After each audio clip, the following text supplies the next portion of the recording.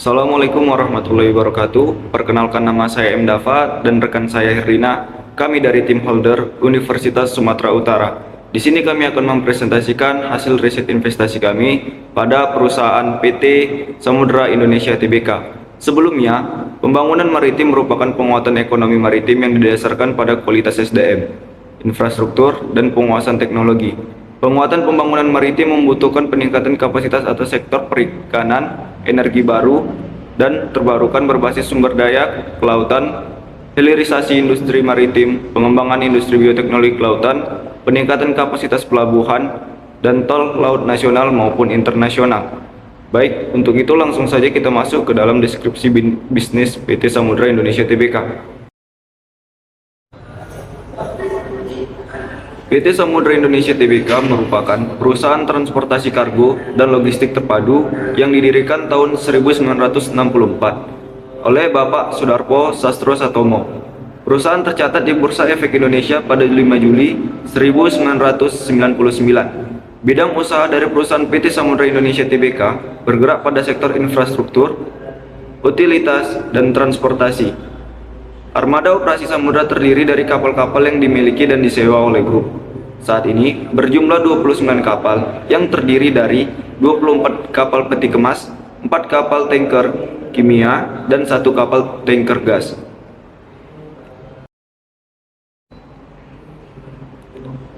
Adapun total kepemilikan saham pada perusahaan PT Samudra Tbk.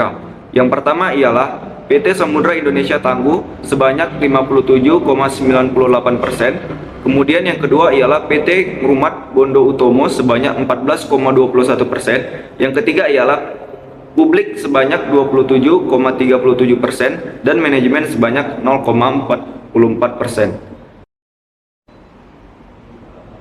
Baik, kemudian kita masuk ke dalam bagian lini bisnis PT Samudra Indonesia Tbk, yaitu yang pertama ialah Samudra Shipping, yang kedua ialah Samudra Logistik, yang ketiga adalah Samudra Port, yang keempat ialah Samudra Property, yang kelima ialah Samudra Service. Di mana Samudra Shipping ini terbagi menjadi 5 bagian. Yang pertama ialah Container Shipping, Tanker, Bulk and Offshore Carrier, Ship Management, Crew Management, dan Agensi. Di mana Samudra Logistik terbagi menjadi 6 bagian, yaitu Inland Transport, Container Depot, Warehouse and Distribution Center, Third Party Logistik, kemudian Project Logistik, serta yang terakhir ialah Call Logistik. Kemudian kita masuk pada bagian pendapatan perusahaan per 31 Desember 2022. Di sini kami dapatkan data dari idx.com berupa penyumbang terbesar dari pendapatan PT Samudra Indonesia Tbk ialah pendapatan uang tambang senilai 15 triliun lebih atau 84,12% dari total keseluruhan pendapatan perusahaan. Kemudian yang kedua ialah pendapatan dari kegiatan keagenan, forwarding, dan kegiatan pelabuhan yang senilai 8,38% dari total seluruh pendapatan. Kemudian pendapatan dari jasa penanganan, peralatan peti kemas, dan muatan, yaitu senilai 4,48% dari total keseluruhan pendapatan. Kemudian pendapatan sewa kapal berbasis waktu itu senilai 1,60% dari total seluruh pendapatan. Kemudian pendapatan lain-lain senilai 1,42% dari total seluruh pendapatan. Kemudian analisis ekonomi global dan lokal. Yang pertama, analisis global. Tren inflasi global masih belum usai akibat dampak pandemik dan kondisi politik dunia. Harga minyak yang kembali menurun usai naik tajam akibat politik dan perang yang terjadi di luar negeri. Ini menyebabkan dampak terhadap PT Samudra Indonesia, di mana akan mempengaruhi pendapatan dan kinerja dari operasional perusahaan PT Samudra Indonesia Tbk. Kemudian analisis lokal. Yang pertama ialah pertumbuhan ekonomi Indonesia tetap kuat didorong oleh peningkatan permintaan domestik dan ekspor.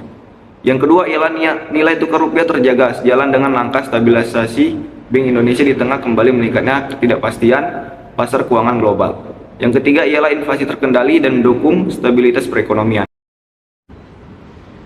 Kemudian di sini tinjauan industri dan posisi persaingan, di mana kita lihat dari sumber Badan Pusat Statistik Indonesia adanya tren pertumbuhan di sektor transportasi dan pergudangan setelah adanya pandemik yang terjadi. Kita lihat di sini bahwa pada tahun 2020 terjadi penurunan yang cukup tajam dari 6,38% hingga ke minus 15,05%. Kemudian pada tahun 2021 terjadi peningkatan ke 3,24%.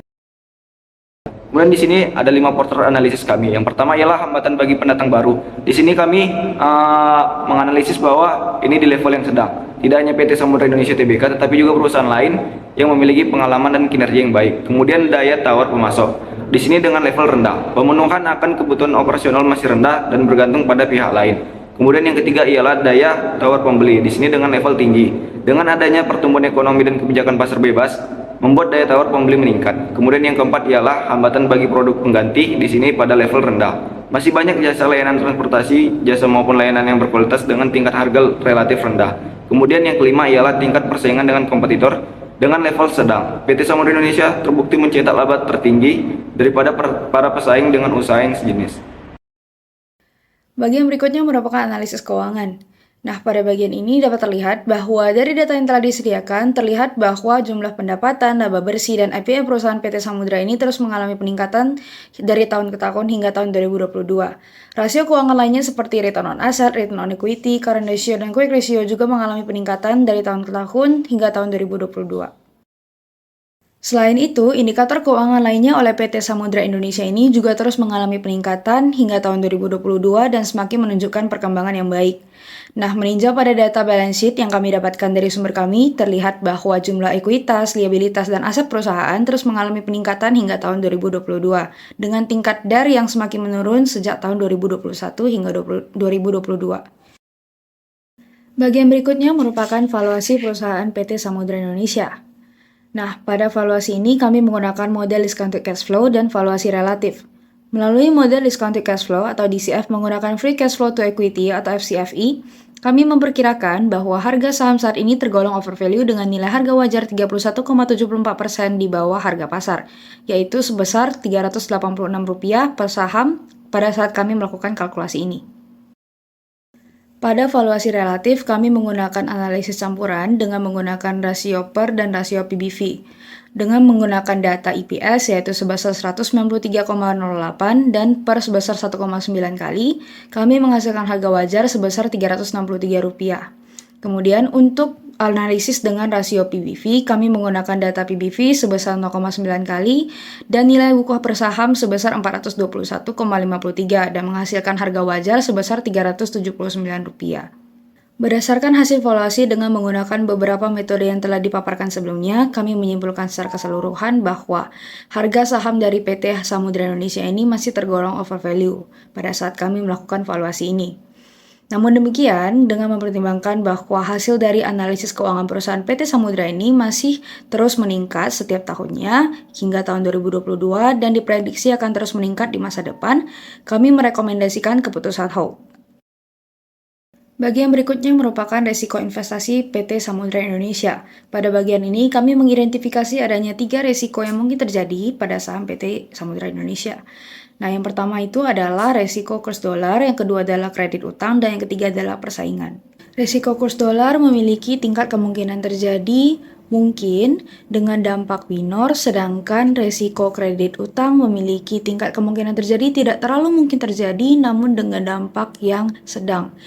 Nah, untuk resiko persaingan juga memiliki tingkat dampak yang sedang, tetapi dengan kemungkinan terjadi yang lebih mungkin terjadi. Resiko kurs dolar memiliki likelihood possible dengan severity minor, sedangkan resiko kredit utang memiliki likelihood unlikely dengan resiko moderate, dan resiko persaingan memiliki tingkat kemungkinan terjadi likely dengan tingkat severity moderate. Oleh karena itu dapat dikatakan secara keseluruhan bahwa resiko kurs dolar dan resiko kredit utang dikategorikan sebagai resiko medium atau sedang, sedangkan resiko persaingan tergolong resiko tinggi.